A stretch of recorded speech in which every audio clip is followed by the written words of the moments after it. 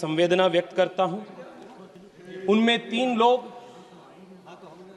कर्नाटका से थे और मेरे संसदीय क्षेत्र से 2 लोग थे। उन सभी परिवार के प्रति मैं मेरा संवेदना व्यक्त करता हूं। Madam speaker, operation Sindoor led by the Indian Army showed the world that no terrorist is safe anywhere in Pakistan. वो जहां भी हो भारत उनको ढूंढेंगे and भारत उनको न्यूट्रलाइज करेंगे. This was the resolve that Bharat सरकार under the leadership of Narendra Modi displayed during Operation Sindoor. Madam, operation Sindoor के जो मिलिट्री एक्शन था वो इससे पहले के सभी मिलिट्री एक्शन से बहुत फर्क है. इसमें और सबसे पहले this action was a new generation warfare, unlike all earlier warfares which were more conventional. In this we had foreign supplied drones, unmanned aerial vehicles, precision guided missiles, electronic warfare, a deceptive information warfare. ये सब चल रहा था. And the strength of the Indian armed forces was proved to be second to none in the world, because 80% of Pakistani weapons are imported from China, and it was India's air defense systems that had the ability to pierce through these Chinese defense systems, and we could reach our targets, the intended targets, in a precise way. The world today has accepted that India's military action through Operation Sindoor is a comprehensive and total military success. It was precise, it was non-escalatory, but at the same time it had devastating effects on the enemy. All of these years, no cost was paid by Pakistan for their misadventures. But since 2014, the new normal has changed, and if Pakistan dares to attack India, they will have to not bear the brunt of one eye for both the eyes, not one tooth for another tooth, but both the eyes for one eye, the whole jaw for one tooth. This is the new normal that Bharat has established. Madam Speaker, इससे पहले जब भी Bharat military effort के माध्यम से achievement हासिल किए थे, हम डिप्लोमैटिकली ऑन द डिस्कशन टेबल हमने उसको स्क्वैंडर कर दिए थे. कई सारे उदाहरण इतिहास में हैं. 1948 में, जिसका उल्लेख कई बार आया, our armed forces had breached the LOC, and all of what is today known as Pak-occupied Kashmir was in our control. But it was this Congress party and its leadership of that time that surrendered all of Pak-occupied Kashmir. What military achievement we had gained, we squandered on the diplomatic table. 1965 में भी वही हुई, 1971 में भी वही हुई. But the difference this time is the military achievement that we achieved in Operation Sindoor was crystallized and strengthened through our diplomatic onslaught that was led by the multi-party delegations and effectively led by the Prime Minister and the External Affairs Minister. मैं आपको एक उदाहरण देना चाहता हूं. आज United states of America ने TRF को डेसिग्नेटेड टेररिस्ट ऑर्गेनाइजेशन के रूप में प्रोस्क्राइब कर दिया है. मैं उस डेलीगेशन में पार्ट था जिसमें शशांक जी भी मेरे साथ थे, शशि जी के नेतृत्व में. हम कोलंबिया में थे. Colombia had given a statement in support of Pakistan. After our intervention, Colombia withdrew its statement and gave a statement in favor of India. Every country in the world which matters has stood with India. This is the diplomatic strength that has been gained. Madam Speaker, मुझे परशुराम जी की एक युक्ति याद आ रहा है. उन्होंने कहा था, अग्रतश्चतुरो वेदाः पृष्ठतम सशरम धनुः इदम ब्राह्मम इदम क्षात्रम शास्त्रादपि शरादपि.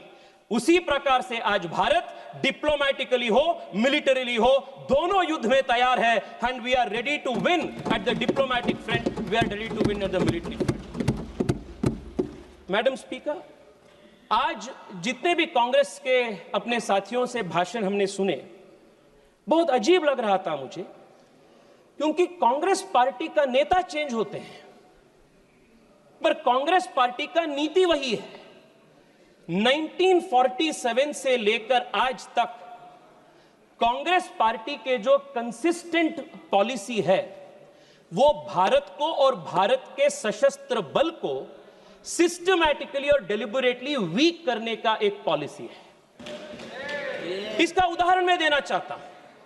At the very beginning of our independence, at the dawn of this nation, as an independent country, Pandit Nehru ji की एक स्टेटेड पॉलिसी थी कि भारत को आर्मी का जरूरत ही नहीं है। जनरल लॉकहार्ट के पास बैठते हैं और नेहरू जी बात ये बोलते हैं कि rubbish, total rubbish, no plans of modernisation of army is required, India का policy is ahimsa, we don't need the army, police will do its job. ये नेहरू जी की सरकार की स्टेटेड पॉलिसी थी। And this did not remain isolated in 1947. When A.K. Anthony ji was the defense minister, it was the stated policy. Madam, my party has allotted me 15 to 20 minutes time. Please give me the time given by my party. Madam, they had a deliberate policy of not building border infrastructure. और देश के army में जाति गणने का काम भी Congress party ने किया था। और मैं बैंगलोर से आता हूं और बैंगलोर के HAL हो, DRDO हो, ऐसे कई सारे इंस्टीट्यूशंस को डेलिबरेटली इन लोगों ने वीकन किए थे। 10 साल पहले HAL के पास ऑर्डर बुक्स नहीं था। आज HAL के पास 1 लाख करोड़ रुपए से ज्यादा order books make in India के नरेंद्र मोदी जी के मेड इन इंडिया के कारण के वजह से है। It was a deliberate consistent strategy to weaken the armed forces. Madam, Rafale की बात हो रही थी। The country remembers how the leader of the opposition in an extremely irresponsible fashion tried to derail the acquisition of the all-important Rafale, and they also tried to derail the acquisition of Tejas into the armed forces. If it was not for our defense minister Manohar Parrikar, today LCA Tejas would not have been a reality in this country. They had tried to kill all of these made in India defense projects. Madam, 3 साल पहले general Bipin Rawat ji ने एक बहुत महत्वपूर्ण कार्यक्रम में देश को बताया था that India should be ready to face a 2.5 front war. मैं आज इस देश को इस महत्वपूर्ण सदन से बताना चाहता हूं कि दिस 0.5 फ्रंट जो है वो कांग्रेस पार्टी और इसके इकोसिस्टम है जो भारत के अंदर से भारत को खोखला करने के लिए काम कर रहे हैं। और मैं बहुत जिम्मेदारी के साथ यह बात कह रहा हूं मैडम, और मैं तथ्य के साथ इसको प्रूव करूंगा। मैडम, आज कांग्रेस पार्टी ने टेररिज्म के बार इतना बड़े बड़े बात कह रहे, बड़े बड़े बात, but what has been the consistent policy of Congress party towards terrorism? Madam, एक ही उदाहरण देना चाहता हूं। 2004 में जब इनकी सरकार सत्ता में आई, what was the first step that they do? It was to repeal the POTA Act. 2001 parliament attack के बाद भारतीय जनता पार्टी के नेतृत्व वाली एनडीए सरकार अटल बिहारी वाजपेयी के नेतृत्व में देश को सुदृढ़ बनाने के लिए, टेररिज्म को खत्म करने के लिए, for the first time in this country we introduce a legislative framework. Madam, आप भी कांग्रेस पार्टी से आते हैं। I want to remind you, madam, when Rajiv Gandhi, हाँ मैडम, when राजीव गांधी का ट्रायल चल रहा था, राजीव गांधी जी का ट्रायल चल रहा था, मैडम, जब राजीव गांधी जी की डेथ की, टेररिस्ट से हुई डेथ की ट्रायल चल रहा था, trial court said we do not have exclusive terror legislations to prosecute. This was the state of affairs of this country. 2001 के बाद हमने पोटा कानून